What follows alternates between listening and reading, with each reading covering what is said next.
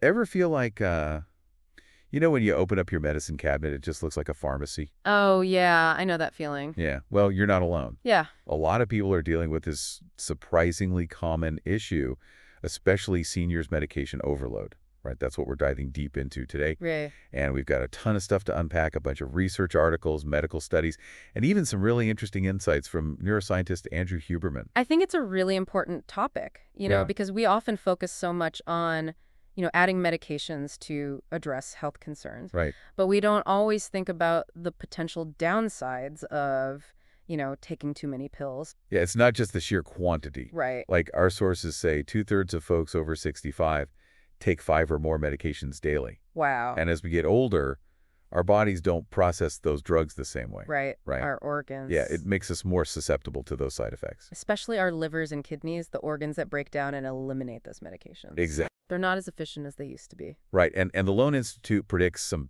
pretty scary consequences. Yeah, they estimate in the next 10 years we could see 150,000 premature deaths Wow. due to medication overload. That's a lot. It is. So polypharmacy, that's what they call this, right? Taking multiple medications. That's a serious public health issue. It is. Yeah, those numbers are really concerning. Yeah. Like imagine your grandma or grandma, right, struggling with falls or confusion because of medication interactions. It's a scary thought. It really hits home. It does. But there's hope, right? Oh, yeah, there is. Okay, good. Definitely. So our sources talk about this movement called deprescribing. Mm-hmm. What is that? Deprescribing is basically the art of taking less medicine. Okay. It involves really taking a look at your medication list with your doctor and figuring out if any of those pills are doing more harm than good. Okay. Or if you even need them anymore. So it's not just about adding more, it's about strategically taking away. Exactly. I'm curious about how that works in practice. Yeah. Is it like a sudden change or more gradual? It's a real collaboration between the patient and their doctor. Okay. There are some cool tools out there like MedSafer. Okay. It's a software program that helps healthcare providers pinpoint those potentially inappropriate medications Okay. and makes recommendations for deprescribing. So MedSafer is kind of like a safety net. It is. It helps doctors deal with all the complexities. Yeah. That's reassuring. It takes into account the patient's age, their health conditions, all the other medications they're taking Oh, wow. to figure out the potential risks and benefits. Okay. Yeah. That's good. Our sources actually share a really compelling story about this. Yeah. Can you tell us about Susan Bartlett's mother and her experience with this deprescribing? Absolutely. Susan's mother was taking 15 medications a day. 15. 15. It was a lot. Wow. But through a study that used MedSafers, they were able to safely reduce how many medications she was taking. Okay.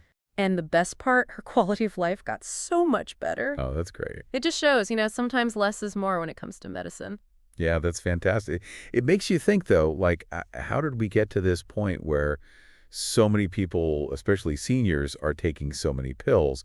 Is it just natural part of getting older and managing health conditions, or is there more to it? I think it's complicated, but I think a big part of it is this pill for every ill culture that we live in, Yeah. We're constantly bombarded with advertising. Right, those commercials. Exactly. Those catchy commercials for the latest and greatest medication. Mhm. And while they can raise awareness about treatments, Right. they also create this expectation that there's a pill to fix everything. Right. Even things that might be better addressed with lifestyle changes. Like, I see what you mean, those commercials, they focus on the benefits and they kind of gloss over the potential side effects. Exactly. Yeah, it's easy to get caught up in a catchy jingle. It is. Yeah, and that can lead to reaching for a pill instead of considering other approaches like diet or exercise. Right. Speaking of lifestyle changes, one of our sources is neuroscientist Andrew Huberman. Yes. And he brings up this fascinating connection between fasting and how much medication we need. Interesting. I have to admit, I always thought of fasting as a weight loss thing, Yeah. but it seems like there's a lot more to it. There is so much more to it than just weight loss. Okay. It's about how fasting affects our metabolism and the way our bodies process food. Okay. It's not about cutting calories. It's about strategically timing when we eat to trigger these metabolic pathways that can be really good for our health. Okay, so can you give me an example of one of these pathways and how it relates to needing less medication? Absolutely. Let's take blood pressure medication, for example. Okay. Many people rely on medication to manage high blood pressure, Mm-hmm. but fasting can actually help lower blood pressure naturally by improving how sensitive your body is to insulin. Okay.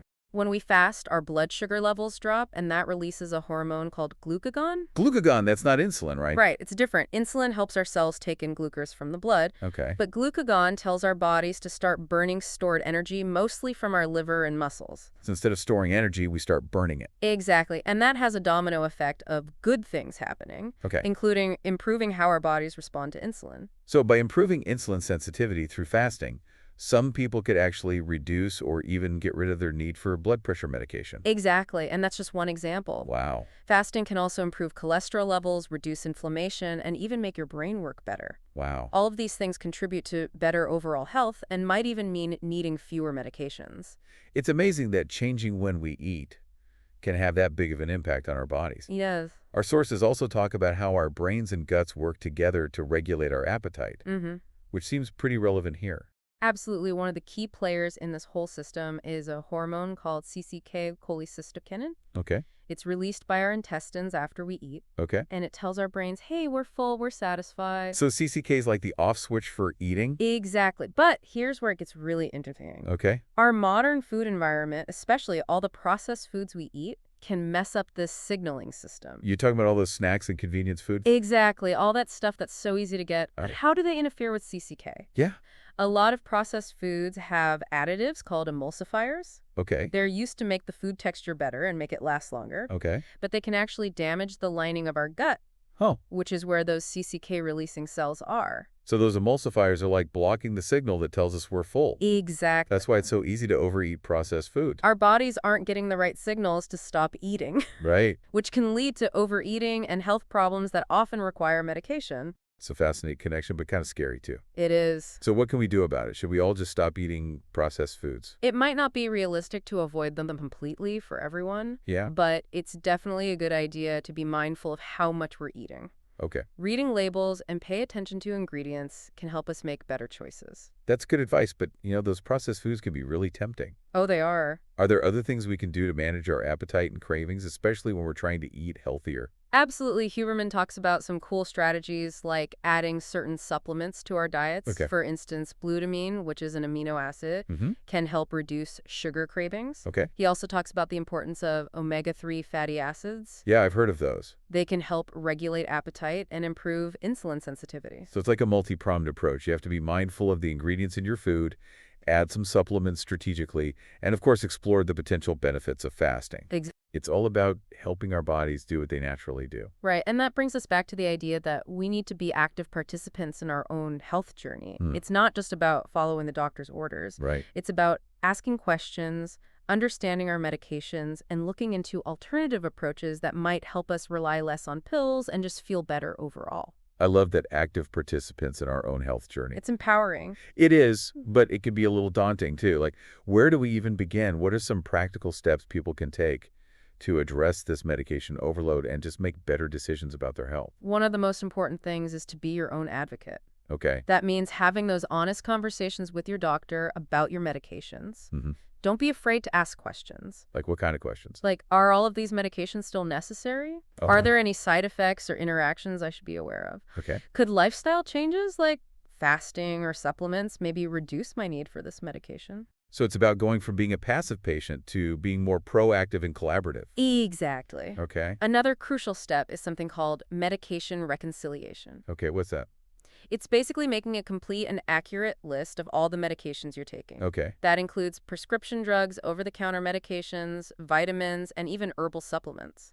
Why do we have to include everything? I get why prescription drugs are important, but do over-the-counter meds and supplements really make a difference? They can. Oh. A lot of people don't realize that different medications and supplements can interact with each other. Okay. For example, some herbal supplements can mess with how well certain medications work or even make side effects worse. Oh, wow. So just because something is natural or you can buy it over the counter doesn't mean it's safe? Exactly. We need to be careful with everything we put into our bodies and talk to our doctors about it. That's a good point. This is especially important for seniors who might be seeing multiple specialists and taking a lot of different medications. Yeah, so medication reconciliation is like taking stock of everything we're putting into our bodies to make sure it all works together. Exactly. And we should be doing this regularly. Absolutely. It's a good idea to go over your medication list with your doctor at every appointment. Okay. Especially if you're seeing multiple doctors or if anything has changed with your health or medications. It seems like something caregivers could really help with, too. Oh, absolutely. Especially if they're managing medications for a loved one. Caregivers can be a huge help in making sure their loved ones are taking their medications safely and correctly. Okay. They can help keep track of the medications, remind their loved one to take their pills, and let the doctor know about any concerns or questions. Okay, so we've talked about deprescribing medication reconciliation and exploring lifestyle changes like fasting. Mm-hmm. But before we get into fasting, I want to go back to the dangers of medication overload for a minute. Okay. We mentioned some stats earlier, but can you give us a better picture of the risks?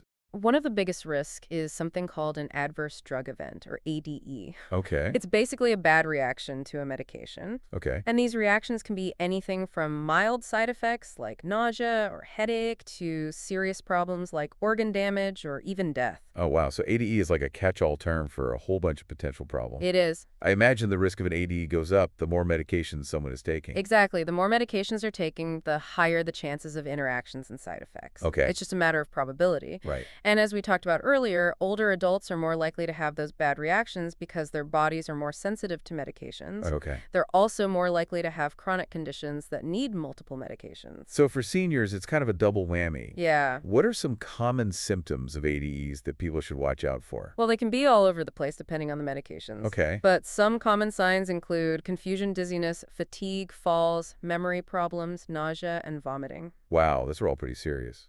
Yeah. And some of them, like fatigue or dizziness, could easily be mistaken for just getting older. That's true. Right. It's important to know about ADEs and to speak up if you notice anything weird after starting a new medication or changing your dose. So don't just ignore symptoms and think it's just part of aging. Right. Be proactive. And sometimes ADEs can be mistaken for other health problems. Okay. So it's important to rule out any medication-related causes if you're having any of these symptoms. So talk to your doctor. Yes, don't hesitate to ask your doctor if your medications could be contributing to how you're feeling. That's good advice. Are there any specific medications that older adults need to be extra careful with? Yes, the American Geriatric Society, or AGS, has a list of medications that they recommend avoiding or using carefully in older adults. Okay. It's called the Beers criteria. The Beers criteria. Okay, I'll have to look that up. It's a really helpful resource for doctors and patients. So what kinds of medications are on this list? It's a long list, Okay. but some common categories include anticholinergics. Okay. They can cause confusion, dry mouth, and constipation. Okay. Also benzodiazepines, which can increase the risk of falls and cognitive impairment. Okay. And some pain relievers, like NSAIDs, can increase the risk of gastrointestinal bleeding. Wow. And then there are medications that can increase the risk of bone fractures and infections, like proton pump inhibitors or PPIs. Okay, so it seems like it's really important to talk to your doctor about your specific situation and make sure you're not taking any medications that could be putting you at risk. Absolutely. Everyone is different, and what might be safe and effective for one person could be harmful for another. So it's all about personalized medicine, considering someone's age, their overall health, their lifestyle, and all the other medications they're taking. Exactly. It's about finding that balance where medications are helping without causing harm. Right, and deprescribing can play a big role in finding that balance. It's interesting how we started talking about all those pills in our medicine cabinets, and now we're talking about taking less medicine. It is kind of a paradox. It is, but it shows that we need to challenge our assumptions, and sometimes the simplest solutions are the best. Exactly. I'm really struck by how all these things are connected. Medication overload, deprescribing fasting, the impact of processed foods on our gut health. It's all connected. It's like they're all part of the same puzzle. They are, and that puzzle is our health. Right. It's complicated, but by understanding how all the pieces fit together, we can make smarter choices that help us reach our health goals. Like our bodies are these amazing machines, They are. but they need our help to run smoothly. Mm-hmm. We can't just take whatever pills are given to us. Right. We have to be involved, ask questions, and find information that helps us make the best decisions. I agree. It's about being proactive, curious, and engaged in our health journey, Beautifully said. instead of just going with the flow. It's about taking control of our health and realizing that we have more power than we think. Okay, so now that we've talked about medication overload and deprescribing, I'm really interested in learning more about fasting Okay. and how it can impact not just our medication needs, but our overall health and how long we live. I'm happy to dive into that. Okay. Fasting is a really fascinating topic. Yeah. And there's so much new research showing how beneficial it can be. Right, let's do it. Okay, so let's talk more about this fasting thing. Yeah. How does it actually help us, maybe need less medication? It seems kind of counterintuitive. It does. Right. Yeah. Well, it all comes down to how fasting impacts our metabolism, Right. and the way of bodies process food. It's not just about cutting calories. It's about timing, Okay. when we eat to trigger these specific metabolic pathways that can have a big impact on our health. Okay, so can you give us a concrete example Yeah, of one of these pathways and how it relates to needing less medication? absolutely. Let's talk about blood pressure medication. Okay. A lot of people take meds to manage high blood pressure, right? Right.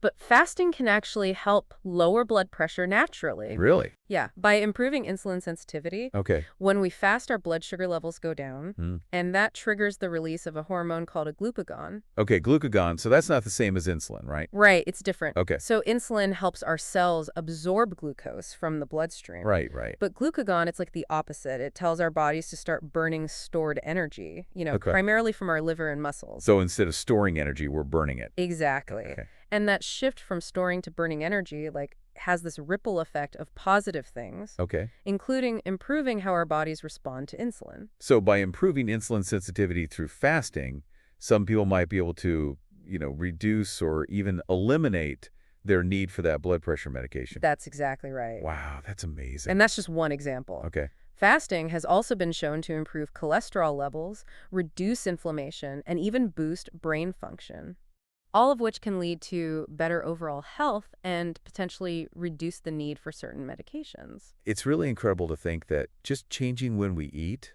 can have that big of an impact on our bodies. Pretty remarkable. It is.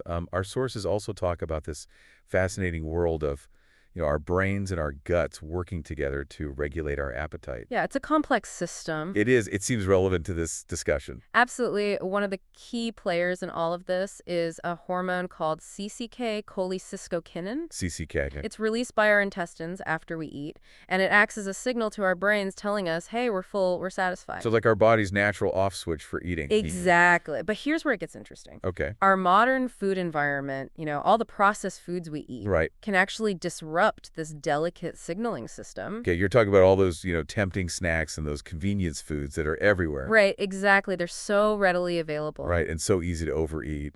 But how do they actually interfere with CCK? Yeah. Well, a lot of processed foods contain additives called emulsifiers. Emulsifiers, okay. Well, they're used to improve texture and shelf life. Okay. But these emulsifiers, while they seem harmless, can actually damage the lining of our gut. Huh, interesting. And that's where those CCK releasing cells are located. Oh, so it's like those emulsifiers are creating a barrier Yeah. between our food and the hormones that tell us we're full. Right. No wonder it's so easy to overeat those processed foods. Exactly. Our bodies aren't getting those signals. They need to shut off appetite. Right? And that can lead to overeating and potentially contribute to health problems that often require medication. It's fascinating, but kind of alarming. Yeah, it's a bit of a double-edged sword. So what can we do about it? Should we all be avoiding processed foods completely? I mean, complete avoidance might not be realistic or necessary for everyone, Okay. but it's definitely a good idea to be mindful, Okay. of how much processed food we're eating. Hmm. Reading labels and paying attention to ingredients can help us make more informed choices. Right, and make better decisions. Exactly. Okay, that's good advice. But let's be real.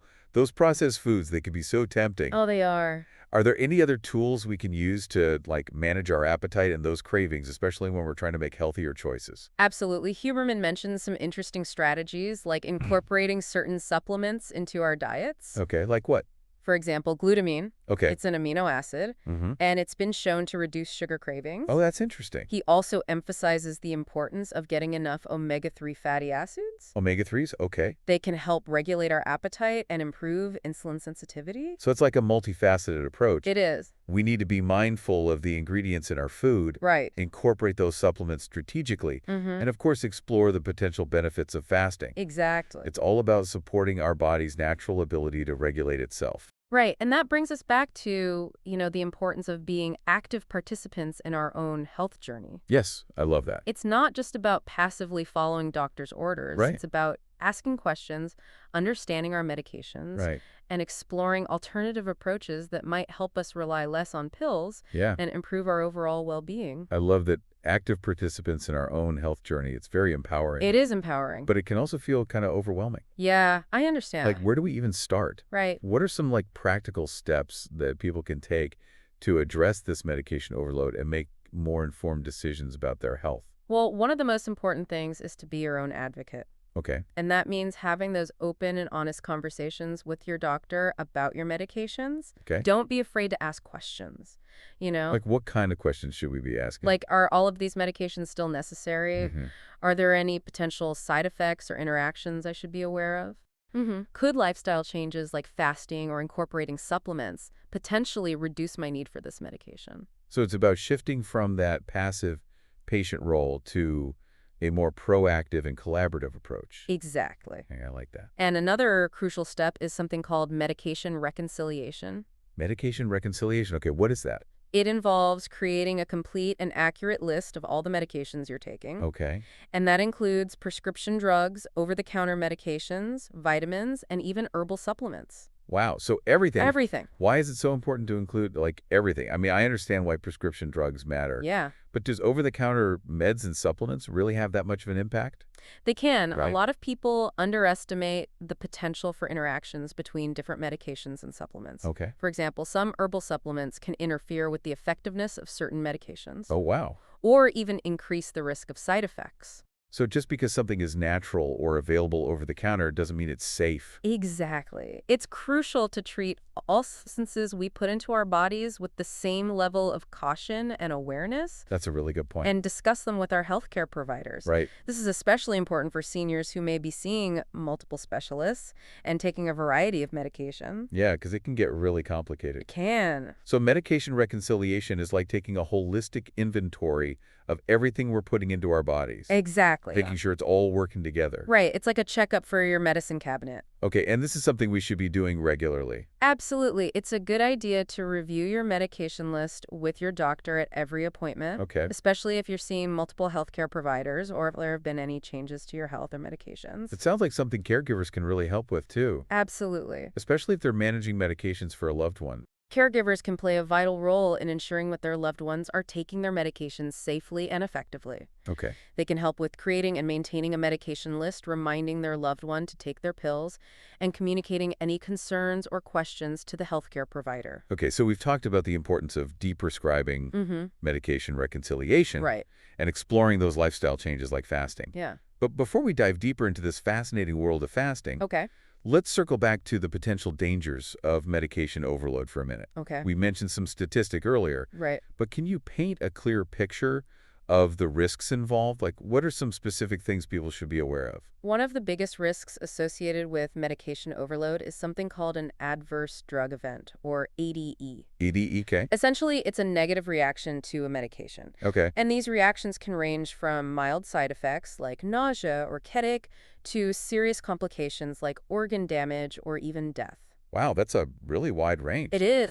So ADE seems like an umbrella term, encompassing a lot of potential problems. Exactly. I imagine the risk of experiencing an ADE increases the more medications someone is taking. Precisely, the more medications you're taking, the higher the likelihood of interactions and side effects. Okay. It's a simple matter of probability. Right. And as we mentioned earlier, older adults are particularly vulnerable to ADEs because their bodies are more sensitive to medications, and they're also more likely to have chronic conditions that require multiple medications. So for seniors, it's like a perfect storm for potential medication-related problems. It can be. What are some common symptoms of ADEs that people should be aware of? Well, they can vary widely depending on the specific medications involved. Okay. But some common signs include confusion, dizziness, fatigue falls, memory problems, nausea, and vomiting. Wow, those are all pretty serious. They can be. And some of them, like fatigue or dizziness, could easily be mistaken for other age-related issues. That's right. It's important to be aware of the potential for ADEs and to speak up if you notice any unusual symptoms after starting a new medication or changing your dosage. So it's about being vigilant and proactive, not just brushing off symptoms as a normal part of aging. Exactly. And it's worth noting that ADEs can sometimes be mistaken for other health problems. Oh, okay. So it's important to rule out any potential medication-related causes if you're experiencing any of these symptoms. So talk to your doctor. Yes, don't hesitate to ask your doctor if your medication medications could be contributing to how you're feeling. That's good advice. Now, are there any specific medications that older adults should be especially cautious about? Yes, the American Geriatric Society, or AGS, publishes a list of medications that they recommend avoiding or using with caution in older adults. Okay. This list, known as the Beers criteria, is a valuable resource for healthcare providers and patients alike. Beers criteria. Okay, I'll have to look that up. It's a great resource. What are some examples of medications on this list? The list is quite expensive, but some common categories include anticholinergics, Okay. which can cause confusion, dry mouth, and constipation. Okay. Benzodiazepines, which can increase the risk of falls and cognitive impairment. Mm-hmm. And certain types of pain relievers, like NSAIDs, Okay. which can increase the risk of gastrointestinal bleeding. Wow. It also includes medications that can increase the risk of bone fractures and infections, like proton pump inhibitors or PPRs. So a lot of different types of medications on there. There are. Okay, so that's a good starting point. It is. But it sounds like it's really crucial to have an individualized conversation with your doctor about your specific situation. Absolutely. And to make sure you're not taking any medications that could be putting you at risk. Every individual is different, and what might be safe and effective for one person could be harmful for another. So personalized medicine is really key here. It is. Taking into account a person's age, their overall health, their lifestyle, and all the other medications they're taking. Exactly. It's about finding that personalized balance. Right. That sweet spot where medications are providing benefit without causing undue harm. Right. And as we've discussed, deep prescribing can play a huge role in achieving that balance. It's interesting how we started this deep dive talking about those overflaming medicine cabinets. Yeah. And now we're talking about the power of taking less medicine. Right.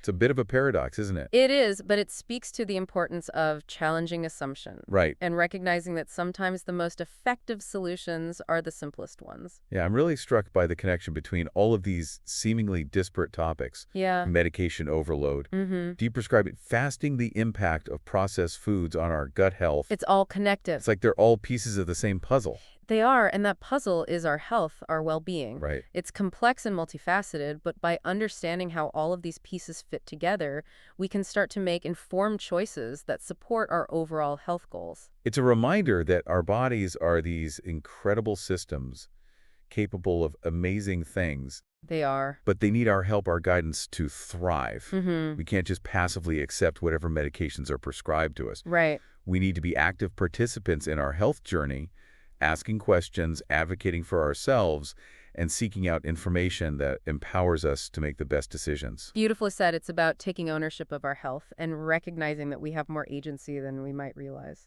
Okay, so now that we've explored the complexities of medication overload and the potential of deprescribing, I'm really curious to delve deeper into this fascinating world of fasting Okay. and how it can impact not just medication needs, but also our overall health and longevity. I'm happy to dive into that. Fasting is a truly fascinating topic, and Yeah. there's so much emerging research highlighting its potential benefits. Okay, so we're finally ready to dive into this fasting world. Yes. It's one of those topics that seems a little mysterious. It is. Like, is it really just about not eating?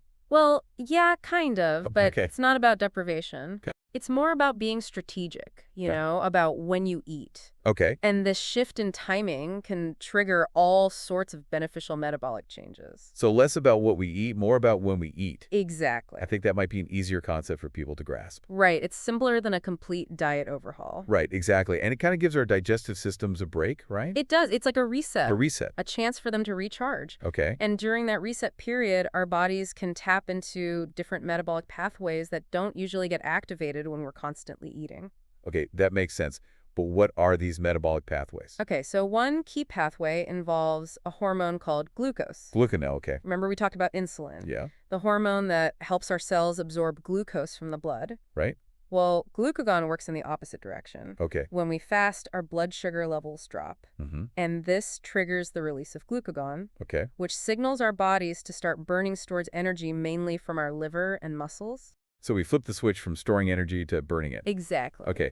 And how does this switch relate to all those potential health benefits? Well, for one, it can improve insulin sensitivity, Okay. which is crucial for managing blood sugar levels and preventing type 2 diabetes. Right. When our cells are more sensitive to insulin, they can use glucose for energy more effectively, Okay. which helps prevent those blood sugar spikes and crashes that can lead to a whole bunch of problems. So someone with type 2 diabetes incorporating fasting could potentially reduce their need for medication. Exactly. That's pretty amazing. It is, and the benefits don't stop there. There's more. Oh yeah, remember how Huberman talked about the connection between fasting and human growth hormone? Oh yeah, HGH, the fountain of youth hormone. That's the one. Isn't that the one that's associated with anti-aging? It is. HGH is really important for cell growth and repair. Okay. And unfortunately, it declines as we age. Okay. But the great thing is fasting can actually stimulate HGH production. Wow. Which could have a bunch of positive effects. Like what? Like increasing muscle mass and bone density, Okay. even improving cognitive function and boosting energy levels. So we're not just talking about weight loss or managing blood sugar. Nope. We're talking about potentially slowing down aging and just feeling more vibrant. Exactly. And there's even research suggesting that fasting might protect our brains Really? from damage and age-related diseases like Alzheimer's and Parkinson's. Wow. So many potential benefits. There are. I have to admit, though, the thought of not eating for a long time kind of freaks me out. I get it. Are there different types of fasting? Oh, yeah. Do I have to, like, starve myself to get the benefits? Not at all. Okay, good. There's no need to go to extremes. Okay. There are many different approaches to fasting. Okay. And you can find one that fits your lifestyle and comfort level. That's good to know. So what are some of the most common methods? One popular method is called intermittent fasting. Intermittent fasting, okay. It involves cycling between periods of eating and fasting, rather than going without food for days at a time. Okay. A common pattern is the 168 method, 168. where you fast for 16 hours and eat all your meals within an 8-hour window. So basically, you're just extending the overnight fast we all do naturally. Exactly. Like, you could finish dinner at 8 p.m., skip breakfast, and then have your first meal around noon the next day. That's a great example. Okay, and that's it. For a lot of people, that's all it takes. Wow. It's a simple adjustment that fits into their daily routine. That does sound pretty manageable. Are there other types of intermittent fasting that people try? Yeah, another common method is alternate day fasting. Alternate day It's fasting? pretty much what it sounds like. Okay. You alternate between days of eating normally and days of restricting calories, Okay. usually to around 500 calories. That sounds a bit more challenging. It is. Is it safe for everyone? It's really important to talk to your doctor before starting any type of fasting, Okay. especially if you have any health conditions like diabetes or heart disease. Okay. Alternate day fasting isn't for everyone. Right. And you have to listen to your body and make sure you're not pushing yourself too hard. So it's about finding what works for you and what you can stick with long term. Exactly. It's not about following the latest fad diet. Right. It's about making sustainable changes. And it's always best to start slowly and gradually increase the length or frequency of your fasting periods as you feel comfortable. Okay, that makes sense. You know, it's incredible to think that something as simple as changing when we eat can have such a big impact on our health. It really is. It speaks to how interconnected our bodies are Yeah. and how even small adjustments can make a big difference. It's a reminder that we have more control over our health than we think. Right. Whether it's being mindful of our medications, exploring fasting, or just advocating for ourselves in the healthcare system, we have the power to make choices that support a long, healthy, and vibrant life. It's about being proactive, curious, and engaged in our own health journey, Beautifully said. instead of just accepting things as they are. It's about taking ownership of our health and recognizing that we have more power than we might realize. I'm feeling inspired to take charge of my health and try some of these strategies. That's great to hear, and remember, knowledge is power. Right. The more we understand about our bodies, the better choices we can make for our well-being. Well, thank you so much for joining us on this deep dive into medication overload, deprescribing, and the fascinating world of fasting. We hope you found this exploration informative and empowering. Remember, this is your health journey, and you have the power to make choices that support a vibrant and fulfilling life. We'll see you next time for another deep dive into the world around us.